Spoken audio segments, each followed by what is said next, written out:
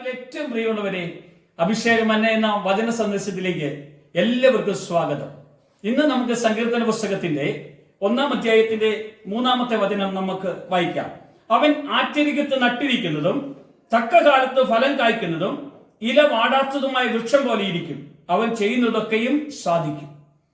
സങ്കീർത്തന പുസ്തകത്തിൽ പറയുകയാണ്, ആറ്റരികത്ത് നട്ട ഒരു വൃക്ഷം. ഒരു നദി വറ്റിപ്പോയാലും അവന് മറ്റൊരു നദിയുണ്ട്. പാപക്ഷമയുടെ നദികൾ, കൃപയുടെ നദികൾ, വാഗ്ദത്തത്തിന്റെ നദികൾ, ക്രിസ്തുവുമായുള്ള കൂട്ടായ്മയുടെ നദികൾ, ഇവ ഒരിക്കലും വറ്റിപ്പോകാത്ത ഉറവിടങ്ങളാണ്. ആറ്റരികത്ത് നട്ട ഒരു വൃക്ഷം, അത് നദി വറ്റിപ്പോയാലും വറ്റാത്ത കൃപയുടെ അഭിഷേകത്തിലേക്കാണ് ദൈവം എന്നെ കൊണ്ടുവന്ന് നട്ടത്. ഈ ലോകത്തിൽ പാപത്തിന്റെയും അന്ധകാരത്തിന്റെയും തിന്മയുടെയും വലിയ കുഴിയിൽ നിന്നാണ് യേശു നമ്മളെ പറിച്ചെടുത്തുകൊണ്ട് വന്ന് ഈ കൃപയുടെ നദിയിൽ കൊണ്ടുവന്ന് നട്ടത്. ഈ കൃപയുടെ നദിയിൽ കൊണ്ടുവന്ന് നട്ടാൽ പാപക്ഷമ നമുക്കവൻ ക്രിസ്തുയേശുവിലൂടെ നൽകി തക്ക കാലത്ത് ഫലം കായ്ക്കും.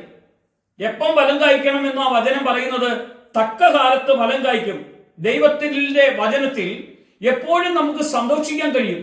ഭയങ്കര അനുഗ്രഹമായിരിക്കും, ഭയങ്കര സന്തോഷമായിരിക്കും, ഭയങ്കര അനുഗ്രഹമായിരിക്കും നമ്മുടെ ജീവിതത്തിൽ ഉണ്ടാകുന്നത്. അതിന്റെ കാരണം എന്താണെന്നറിയോ? സന്തോഷിക്കാൻ പറ്റുന്ന വേറൊരു വക നമുക്ക് നൽകിയിട്ടില്ല. ഈ വചനത്തിലൂടെയാണ് നമുക്ക് സന്തോഷിക്കാൻ പറ്റുന്നത്. നമ്മൾ ആറ്റരികത്ത് എന്ന് പറയുന്നത് ദൈവകൃപയിൽ പരിശുദ്ധാത്മാവിന്റെ നിറവിലേക്കാണ് നമ്മളെ കൊണ്ടുവന്ന് നട്ടത്. ആ നടുമ്പോൾ നമ്മുടെ വേര് ആഴത്തിലേക്ക്, വെള്ളത്തിന്റെ ഉള്ളിലേക്ക് കടന്നു ചെല്ലും.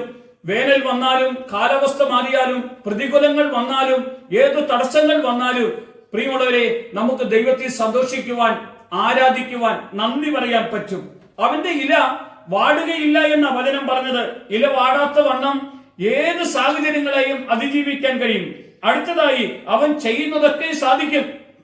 പ്രാർത്ഥിക്കുന്ന മനുഷ്യന്റെ കൂടെ പ്രവർത്തിക്കുന്ന ഒരു ദൈവമുണ്ടെന്ന് നമുക്കറിയണം, നമ്മൾ അനുഭവിക്കണം. ഈ വചനം നമ്മുടെ ഹൃദയത്തിന്റെ ആഴങ്ങളിലേക്ക് കർത്താവ് നമ്മോട് സംസാരിക്കുന്നതായി നമുക്ക് തിരിച്ചറിയണം.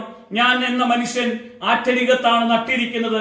ഈ നട്ടത് എന്തിനാണ്? എന്നെ നട്ടത് ലോകത്തിൽ ആരെയും നടാത്തതിന് പകരം എന്നെ കൊണ്ടുവന്ന് നട്ടത്.